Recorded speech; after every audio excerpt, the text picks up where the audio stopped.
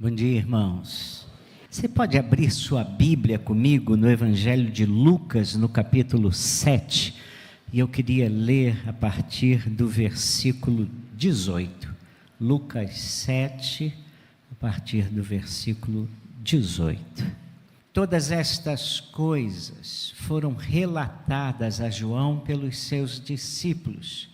E João, chamando 2 deles, enviou-os ao Senhor para perguntar: você é aquele que estava para vir ou devemos esperar outro? Quando os homens chegaram a Jesus, disseram: João Batista nos enviou para perguntar: o Senhor é aquele que estava para vir ou devemos esperar outro? Naquela mesma hora, Jesus curou muitas pessoas de doenças, de sofrimentos e de espíritos malignos, e deu à vista a muitos cegos. Então Jesus lhes respondeu: voltem e anunciem a João o que vocês viram e ouviram. Os cegos veem, os coxos andam, os leprosos são purificados, os surdos ouvem, os mortos são ressuscitados e aos pobres está sendo pregado o Evangelho. Bem-aventurado é aquele que não achar em mim motivo de tropeço. Queira Deus abençoar a sua palavra. Sentem-se, por favor, deixem sua Bíblia aberta. Eu quero falar sobre exatamente isso, preso pela dúvida. Eu conto já há algum tempo uma história, vou repeti-la. David Wilkerson, no seu livro Não Estou com Raiva de Deus, relata que numa das suas viagens missionárias, viagens de conferências, ao chegar à casa do pastor que o acolheria, descobre que o pastor havia matado acidentalmente seu filho de 2 anos ao dar ré no carro e passar por cima dele. Ele, que seria o conferencista, se tornou o pastor que fez o funeral. Ele disse que aquilo desestabilizou profundamente ele. Depois disso, Wilkerson começou a viver uma situação de profunda desconfiança de Deus. Será que Deus vai me passar a perna? Será que Deus vai permitir na minha vida uma coisa muito ruim? E eu não vou ter estrutura para suportá-la? E esse episódio me fala de uma situação similar acontecida agora com João Batista. João Batista foi o precursor de Jesus, ele preparou o caminho para a vinda de Jesus, mas ele agora foi preso e encontra-se na cadeia, antevendo a sua morte. Ele ouve dos seus discípulos que vão visitá-lo: Jesus tem feito coisas maravilhosas, ele acabou de ressuscitar o filho de uma viúva, da viúva de Naim. E depois de ouvir isso, ali naquela cela, João passa a duvidar do seu ministério, do ministério de Jesus e da pessoa de Jesus. Vários fatores contribuíram para ele duvidar e contribuem para eventualmente nós duvidarmos. Primeiro, a passividade de Deus diante daquela situação. Deus estava de braços cruzados enquanto o seu servo, um servo fiel, encontra-se nas mãos de Herodes, um líder político inescrupuloso, e ele está há muito tempo aguardando a sentença que acabou sendo a morte dele por decapitação. Por que Deus é passivo diante de situações nas quais seus servos encontram-se sob ameaças? Isso me fez lembrar também de um outro, lá no Antigo Testamento. Se você conhece os profetas, há de se lembrar de Abacuque. Abacuque está vendo a violência, parece que Abacuque mora no Rio de Janeiro. E Abacuque está contemplando aquele Rio de Janeiro dos seus dias. E ele está dizendo: Senhor, até quando eu vou dizer violência e o Senhor não me ouve? Por que é que o Senhor não faz nada diante de tanta atrocidade? E aí ele começa a culpar a Deus, a apatia de Deus, a omissão de Deus, a indiferença de Deus diante do seu clamor, está fazendo com que as coisas só piorem. E aí Deus resolve responder a Abacuque, e Deus diz para ele: Abacuque, fica tranquilo aí, eu sei do que está acontecendo. Eu estou preparando uma surpresa.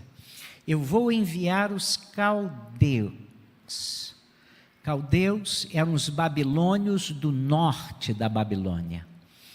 Eu vou enviar os caldeus, eles são ferozes, eles são cruéis, eles são mais violentos do que a violência que você está vendo aí.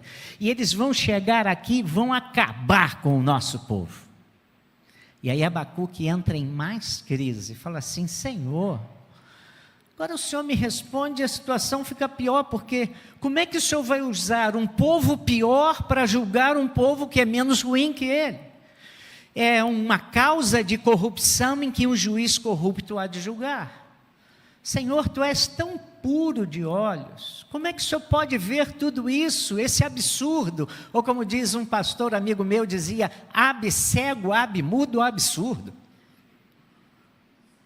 Como é que o Senhor vê tudo isso e não faz absolutamente nada? Ou se fizer, vai fazer assim? Tu és tão puro de olhos, Tu és o santo de Deus. E é muito interessante, porque Deus vai para Abacuque e diz assim, e ele diz assim: olha, não me conformo com a sua resposta, eu vou subir a torre de vigia e ficar esperando a sua resposta, porque eu quero ouvi-la primeiro do que todo mundo. E tem mais: se o Senhor me responder e eu não concordar com a sua resposta, eu vou continuar discutindo. Aí Deus diz para Abacuque uma coisa extraordinária: olha só, você vai fazer um outdoor. Sabe o que é outdoor? Aquele cartazete de rua, para todo mundo ler. Aquele sujeito que estiver correndo vai passar pelo outdoor e vai ler a minha resposta. E aí a resposta de Deus é extraordinária, é a resposta que nós conhecemos na Bíblia. E a resposta dele diz assim, deixa eu pegar minha Bíblia aqui. Deus diz assim para ele: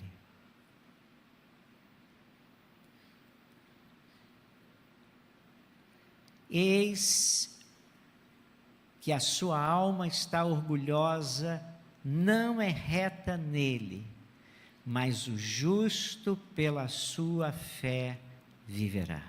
Abacuque, você está esperando a minha resposta? Eu vou dar a minha resposta, mas sabe de uma coisa? Eu quero que você saiba uma coisa importante, tá? O justo vive pela fé. Bom, daqui a pouco eu retorno a Abacuque, que eu quero voltar agora a João Batista. Irmãos, a passividade de Deus faz João Batista entrar em crise. O silêncio de Deus diante da injustiça. Por que que Deus não executa logo a sentença? Esse era o mesmo problema do salmista do Salmo 73. Ele via os homens ímpios, eles pareciam ir bem, e ele, lavando as suas mãos na inocência, vivendo uma vida piedosa, vivendo mal. Por que que Deus não pune logo os ímpios e não salva logo os bons? E Asaf entra em crise por causa disso.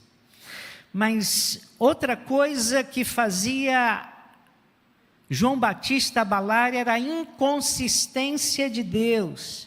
É assim que Deus trata os seus ungidos. Porque se nós continuássemos a leitura desse texto, nós íamos ouvir a declaração de Jesus, Jesus declara que entre os nascidos de mulher, nenhum homem era maior do que João Batista. E por que Deus não tirava João Batista da prisão? A dúvida de João surge diante da forte oposição. Por que Deus não atenta para o seu sofrimento? E mostra ainda uma dúvida que é algo comum no meio do povo. És tu aquele que estava para vir, ou temos? Ele não diz ou tenho, ou temos que esperar outro. Era uma dúvida não só do seu coração. Porque se Deus é bom, por que Ele não está agindo na vida de um homem que foi fiel a Ele, que anunciou com ousadia o seu reino? Por que Deus não o tira da prisão? E como é que Jesus responde a essa inquietação de João Batista? Deixa eu voltar para Abacuque. Fazer um joguete com os irmãos. Abacuque quer uma resposta de Deus. E Deus diz, escreve num outdoor, num cartazete, o justo viverá pela fé. E Deus, para Abacuque, Deus diz para ele, eu vou usar os caldeus e eles vão punir o meu povo, mas vai chegar a hora dos caldeus. E há 5 razões para eu punir os caldeus, são os 5 ais de Abacuque. E ele vai apresentando 5 ais, e no final, capítulo 2, versículo 20, Deus diz para Abacuque e para nós, o Senhor está no seu santo templo, cale-se toda a terra diante dele, inclusive Abacuque. Irmãos, essa é a resposta que Deus deu para Abacuque. Abacuque, eu sei o que eu faço. Eu tenho os propósitos já na minha mente. Você não pode me aconselhar nada. Aguarde, eu estou no santo templo, eu sou soberano, eu sei o que faço. E é interessante, irmãos, porque a resposta de Abacuque é uma resposta surpreendente. Abacuque diz assim, Senhor, ouvi a tua resposta e tremi, aviva a tua obra, Senhor. É isso que Abacuque diz para Deus, aviva a tua obra. Parece que ele entendeu que ele não tinha o direito de aconselhar Deus. O que Deus diz para João Batista? O que Jesus faz diante dessa queixa de João Batista? O que Jesus não fez? Em primeiro lugar, Jesus não ficou irado com a reclamação, com a dúvida de João Batista. Ele não a contra-argumentou dizendo assim, o que esse profeta quer? Eu já deixei a minha glória, já cheguei ao mundo em carne, lido constantemente com pecadores, por que esse comedor de gafanhotos fica ainda com dúvida comigo? Ele não disse nada disso. Em nenhum momento nas palavras de Jesus há qualquer crítica ruidosa contra João Batista.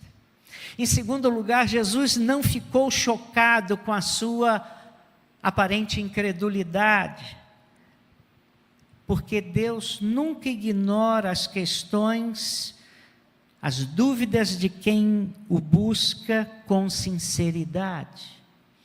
Você tem alguma dúvida diante de Deus? Você não concorda com uma situação? Você acha que Deus devia agir diferente do que Ele está agindo? Fale, abra o seu coração para Deus. Apresente sua causa diante de Deus. Eu tenho notado que Deus não tem nenhuma dificuldade em enfrentar um coração sincero que quer entendê-lo, que quer amá-lo de todo o coração, mas não está entendendo algumas coisas. Ele fez isso com as pessoas. Quando Tomé manifestou a sua dúvida, Jesus voltou lá 8 dias depois e falou: Tomé, toque aqui. Não seja incrédulo, mas crente. Lembra-se o que Tomé fez? Para mim, olhe para o texto bíblico em João 20. Para mim, Tomé nem tocou em Jesus, porque a Bíblia não diz que ele tocou. A Bíblia diz que ele se ajoelhou e disse: Senhor meu e Deus meu. Você tem alguma dúvida como João Batista teve? Apresente-se a Deus. Jesus também não dá respostas filosóficas a João. Não tenta respondê-lo com argumentações nem com palavras. Jesus sabe que para aquela pessoa que está angustiada, não bastam palavras explicativas. A consolação precisa vir de forma mais concreta. Mas há uma quarta coisa que Jesus não faz, e isso pode escandalizar você. Jesus não salvou João Batista, não libertou João Batista. Ele tinha poder, ele podia fazer qualquer coisa, ele era o Senhor dos senhores, ele tinha acabado de ressuscitar um jovem morto, ele é o Criador dos céus e da terra, dono absoluto de todas as coisas, controlara o mar bravio, fizera multiplicar pães, poderia simplesmente mudar o coração do rei Herodes ou até mesmo matá-lo. Mas por alguma razão misteriosa, ele resolveu não livrar João Batista do martírio. E você acha que Deus tem que acertar as contas com você? O que Jesus fez? Quando Deus está trabalhando em nossas vidas, nem sempre Ele traz livramento. Não é porque Ele tem alguma das suas mãos atada, mas porque Ele tem um propósito de Deus, de bênção e paz para as nossas vidas. Jesus dá uma resposta curiosa. Ele diz o seguinte: primeira coisa, ele fala da dimensão do seu reino. E ele faz isto mostrando aos discípulos de João que os não aceitos, os esquecidos da sociedade, agora são aceitos através do ministério dele. Os cegos veem, os coxos andam, os leprosos são curados. E ele revela que o seu reino é um reino de inclusão. Essa é a natureza do reino. Ele se importa, inclusive, com aqueles que ninguém se importa. Essas pessoas eram feridas abertas na sociedade, eram pessoas sem lugar, sem voz, nem vez, não eram notadas, mas Jesus toca nas suas vidas e descortina os seus valores. Para um sistema como o nosso, que valoriza as pessoas pela sua conta bancária, ou pela forma das suas pernas, sobretudo a ala feminina, isso é revolucionário. Deus se importa com aqueles que nós não nos importamos. Segundo lugar, Jesus mostra perspectiva. Eu estou dando perspectiva às pessoas que não têm nenhuma perspectiva, os cegos veem. Eu estou dando equilíbrio a algumas pessoas profundamente desequilibradas, os coxos andam.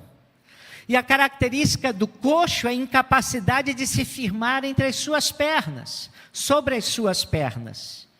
Eles são incapazes de andarem por si mesmos. Eu estou fazendo uma inclusão social. Os leprosos, os marginalizados, eles agora são tocados. Eles não só são vistos, mas eles são curados. Eles voltam novamente a viver em comunidade. Eles experimentam o livramento de sair de um estigma de vergonha, de culpa e de desprezo social, porque eu me importo muito mais do que um caso só, eu me importo com muita gente, que inclusive você nem se importa. E finalmente ele fala de esperança. Aos pobres é anunciado o Evangelho. O Evangelho não distingue classe, inclui todos na mesma possibilidade. Onde houver pessoas necessitadas da graça e da misericórdia de Deus, o Evangelho abrirá uma porta. Mas ainda mais, diga lá para João Batista, eu tenho um ministério de libertação, tenho libertado pessoas de espíritos malignos, pessoas dominadas por forças espirituais descobrem o poder maravilhoso e libertador do Evangelho em suas vidas. Eu tenho restaurado vidas, os mortos ressuscitam. Mortos são pessoas para quem a vida já não mais responde, cujos afetos não podem ser mais encontrados, não existe mais reação alguma, não tem nenhuma capacidade de afeto, de sensibilidade, de toque. Eu tenho me importado com eles. E então Jesus apresenta a sua resposta a João Batista. E Jesus revela a eficácia do seu reino. Meu reino é um reino de poder. A sepultura não tem mais poder diante da manifestação do Filho de Deus. E se Deus, Jesus, não livrava João Batista, não era por falta de poder, é pelos propósitos que ele tinha para aquilo. Jesus queria mostrar a João que ele não estava brincando com ideias, nem com conceitos, nem ideologias, mas estava lidando com realidades espirituais concretas. E João era o tipo da pessoa cuja aflição não poderia mais ser respondida com discurso, mas com experiência. Talvez alguns estejam aqui vivendo nessa mesma dimensão. E nós vivemos dias de secularismo, e o secularismo nos impossibilita de crer na intervenção sobrenatural de Deus, e nos leva a reduzir Deus a um amontoado de ideias e conceitos. E esse é o nosso problema. Muitas vezes achamos que nossa fé está baseada em razão, em lógica, em ideias. Mas Jesus afirma que sua palavra era um espírito e vida, e que o reino de Deus não consiste em comida nem bebida, mas alegria e paz em Deus.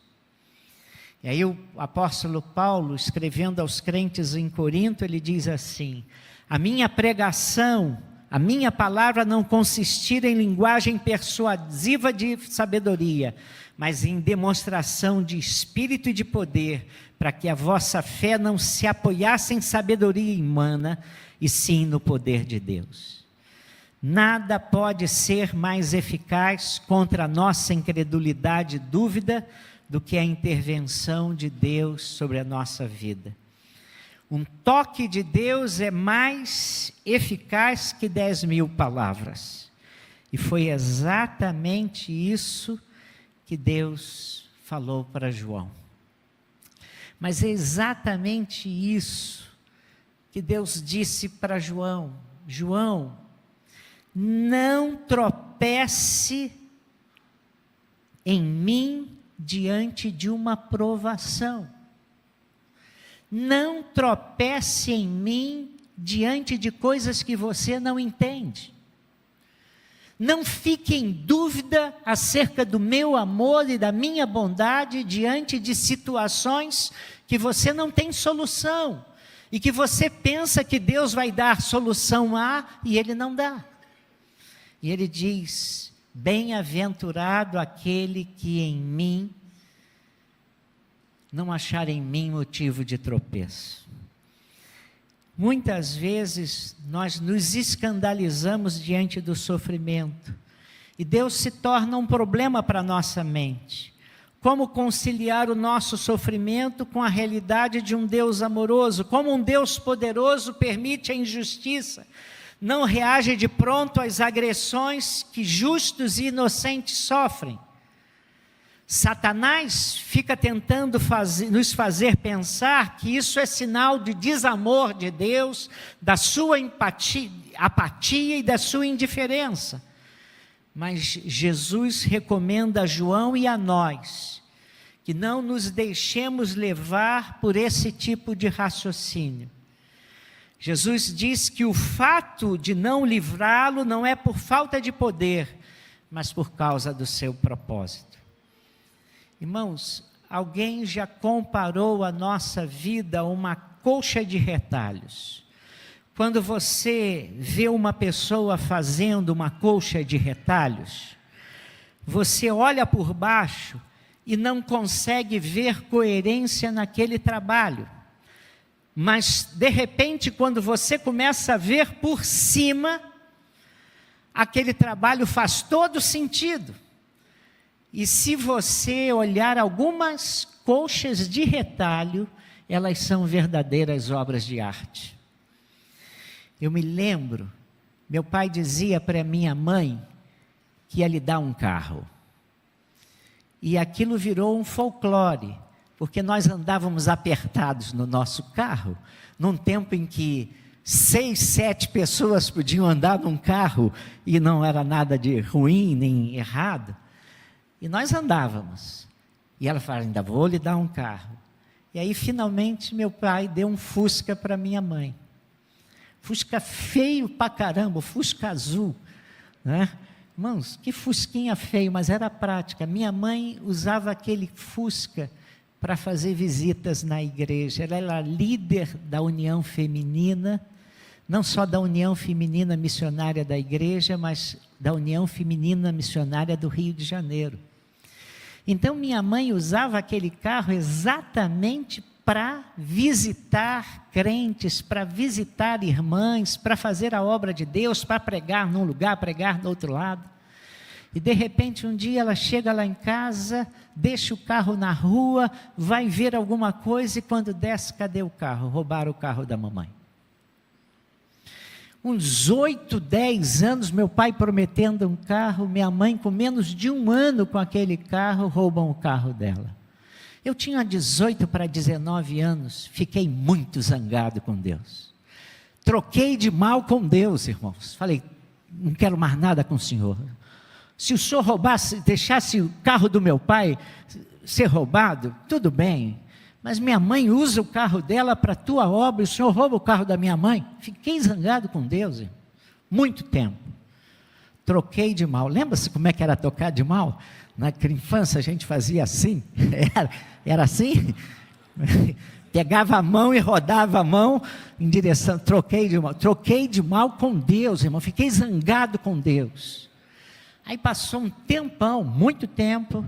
Aí um dia veio na minha mente uma coisa. E se Deus permitiu que roubassem o carro da sua mãe para ela não ter um grande acidente com ele? E aquela ideia ficou, e eu falei assim, Deus, o Senhor Deus sabe, se o Senhor permitiu que roubassem o Fusca da minha mãe, o Senhor tinha um propósito. E finalmente, depois de ter aquela ideia na minha mente, eu pedi perdão a Deus por ter trocado de mal com Ele e disse, Deus, se o Senhor permitiu o roubo daquele carro para evitar a morte ou um acidente grave da minha mãe, louvado seja o Senhor. Às vezes nós não entendemos tudo. Manassés foi o rei que sucedeu a Ezequias.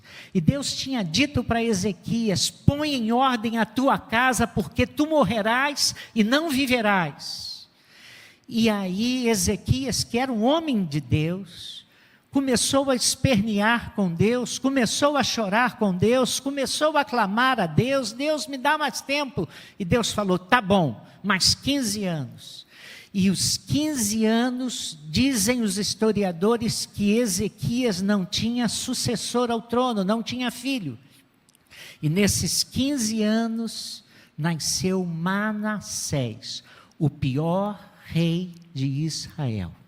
Durante 52 ou 55 anos, Manassés atropelou, perturbou e foi um dos piores reis da história de Israel. Às vezes Deus faz coisas para a gente e os propósitos de Deus são santos. E aí eu vou para Abacuque, deixa eu terminar com Abacuque. E quando eu vou para Abacuque, encontro Abacuque ouvindo a sentença.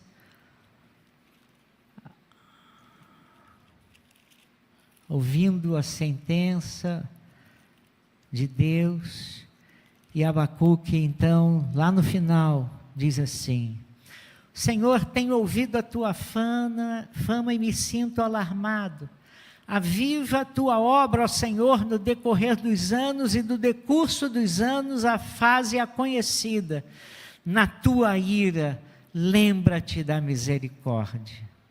Senhor, aviva a tua obra e na tua ira, lembra-te da misericórdia. E aí lá no final, ele diz assim, texto que a gente conhece muito bem: ainda que a colheita da oliveira decepciona, ainda que a figueira não floresça, nem haja fruto na videira, que a colheita da oliveira decepcione e os campos não produzam mantimentos, ainda que as ovelhas desapareçam do aprisco, ainda que nos currais não haja mais gado, mesmo assim eu me alegro no Senhor e exulto no Deus da minha salvação. O Senhor Deus é a minha fortaleza, Ele dá aos meus pés a ligeireza das corças e me faz andar nas minhas alturas. De alguma maneira, a resposta de Deus a Abacuque: o Senhor está no seu santo templo, cale-se toda a terra diante dele. Resolveu a questão de Abacuque. Ele decidiu não contender com Deus, não reclamar de Deus. Deus, eu não entendo, mas eu me submeto. Eu só te peço que na tua ira tu tenhas misericórdia e avives a tua obra. E aí, aquilo traz uma paz ao seu coração, e as coisas mais difíceis, ele disse que ele queria se alegrar em Deus, mesmo diante das dificuldades. Isso é um exemplo para nós, irmãos. A nossa vida é assim. Uma velha ovelha minha, uma senhora muito simples, ela escreveu e me deu e me passou, e eu achei recentemente, um poema chamado Colcha de Retalhos. E ela diz nesse poema simples assim: sempre admirei uma colcha de retalhos. Com o passar dos anos, continuo a admirá-las. E as comparo com a vida do ser humano. Na colcha, colocamos pequenos pedaços de tiras coloridas que se juntam para formar um todo. Este todo muitas vezes não tem harmonia, nem nas cores e nem no formato. Mas essa diferença dá um efeito todo especial, que as tornam coloridas e atrativas. Outras fogem a esta regra, são apáticas e sem colorido. Não chamam muita atenção, mas mesmo assim tem aqueles que as preferem, como acontece conosco a mais bela criação do mundo. Comparando a minha vida, que é uma autêntica colcha de retalhos, onde foram colocados retalhos de várias cores e tamanhos, uns deram um belo colorido à minha vida, e se não fossem os vários retalhos unidos pelo amor, esta minha vida seria insípida e sem graça. Eu quero dizer para os irmãos, eu dou muitas graças a Deus pelos muitos momentos bons que eu já vivi. Eu dou muitas graças a Deus pelos momentos difíceis que eu já passei. E eu já notei que aprendi mais acerca de Deus nos momentos difíceis. Eu já tive que depender mais de Deus nos momentos de provação. E no final daquilo tudo, o que sobra, irmãos, quando a gente passa por esses momentos, é uma gratidão profunda, um louvor muito grande, por sabermos que temos um Deus para os dias bons, e temos os Deus para os dias ruins, quando a gente não entende o seu agir. Você não está entendendo o agir de Deus? Não duvide da sua bondade. Os planos de Deus são muito maiores e muito melhores do que os nossos planos. Que Deus nos abençoe, irmão.